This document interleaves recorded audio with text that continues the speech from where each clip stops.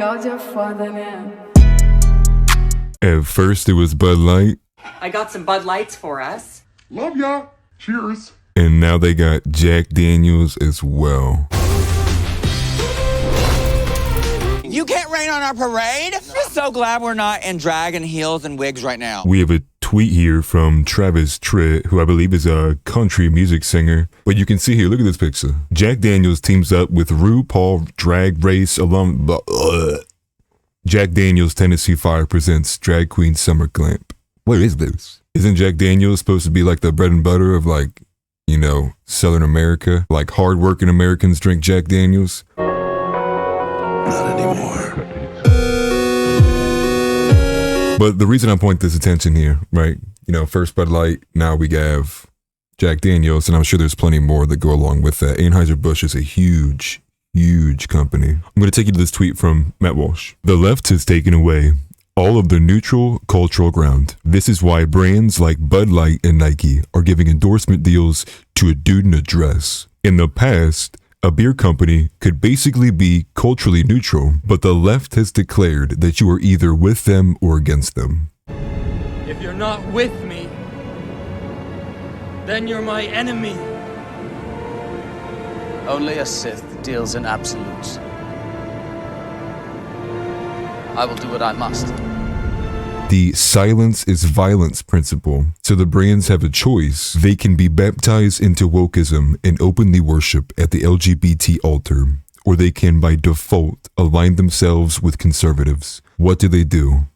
Well, the left will do everything in their power, and they have a lot of power, you better believe that, to make them pay dearly for disloyalty. Piss off the right, on the other hand, and you have to deal with some angry tweets, and then nothing else will happen. It's an easy choice, and he's 100% right.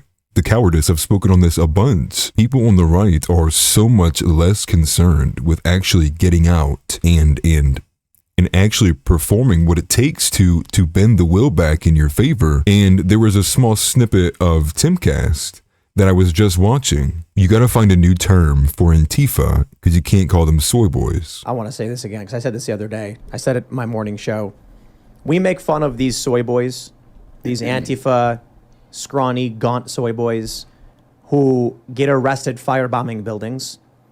And there are many people who listen to shows like this who are like, well, I can't speak up. I'll lose my job. And it's just like, how are they the soy boys? You know, you can be mad at them all you want, but they go in psychotic fits of rage and destroy cities overnight. What do people on the right do besides exactly what Matt Walsh just said?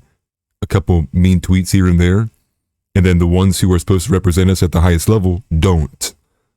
And we're supposed to be the ones that hold them accountable, and we don't. So, moving on. Matt Walsh goes on to say, "Go woke, go broke is the lamest right-wing cope of all time. It's not even close to true. It should, but it isn't. By sheer numbers, we have the power to inflict severe financial damage on companies that spit in our faces. Bud Light. But we don't. The brands know that we don't. We're so behind in the culture war that nearly every company is woke now. We can't boycott them all, which is a fact conservatives use as an excuse to do nothing. This attitude infects the right. If we try to solve this problem, there will still be this other problem over here, so why bother at all? It's the loser's mantra." And 100%. So many conservatives that I know, that you know, are just, they're so quick to have the like, oh man, world's going to shit. Yeah, well, world's going to shit. And it's like, where are you to do something? Don't you want to at least claw to, or at least try to do anything to prevent the fall? You'd rather stand there and watch as the towers fall. That's why it's like I started doing YouTube and doing the things that I do. I'm very vocal. I'm a very vocal individual. My coworkers will tell you that. I go right at people. And it's sad that there's not enough people like that who are willing to stand behind like what they actually believe. And so he goes on, and this is where Jeremy actually replied to this. And I'll show you what Jeremy's response was. Here's what we should do. Pick a victim, gang up on it, and make an example of it. We can't boycott every woke company or even most of them, but we can pick one. It hardly matters which, and target it with a ruthless boycott campaign. Claim one scalp, then move on to the next. This final on this thread. The problem is that many conservatives don't have the stomach or attention span for this, and our political leaders are almost completely useless. Again, the people at the top that we are supposed to hold accountable for what we mean by we're not being represented, and they're useless, exactly as he puts it. I think he's 100% right. Yeah, because I did want to show you what the quartering said, because I know he disagrees a lot with some of the, like, how hard Matt Walsh goes, which beyond me. So Matt Walsh is 100% right here. Boycotts work. It's just people don't go hard enough, long enough. They move on to the next thing to be outraged about. The left is far better at this than the right.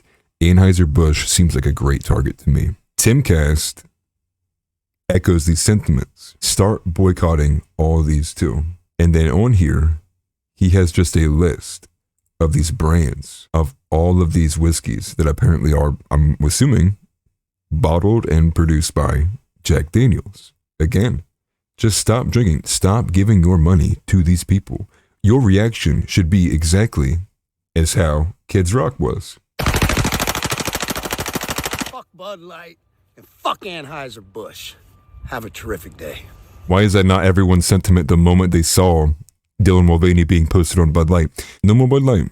No more Anheuser-Busch. No more Kona Big Wave. No more Natty Light. Sorry, everybody in college. Or do you want to keep giving money to people who can't stand you?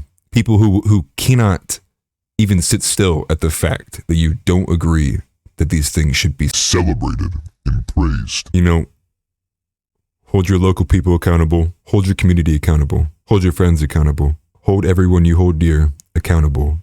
Be responsible. Be stoic. Be strong. Say no. Learn how to say no. Learn how to tell people, like, hey, dude, like, you're delusional. I don't agree with you. And stop throwing that stuff in my face, in my direction. Like, I don't want to hear it, and I'm not going to sit here and nod my head all day and feel pressure to do this.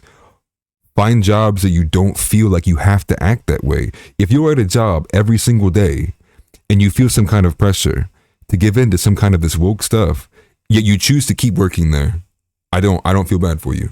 I don't. I think you need to do some soul searching. I think the time has come where they are going to go after your favorite things. They've already come after so many of mine. Star Wars, not Disney. Lord, that was a mess up. Star Wars, Lord of the Rings, two of my most favorite franchises. And I will not even sit to watch a minute of The Mandalorian because of the stuff they have done, the stuff they've espoused. The spitting in the face of Uyghur Muslims. All of it.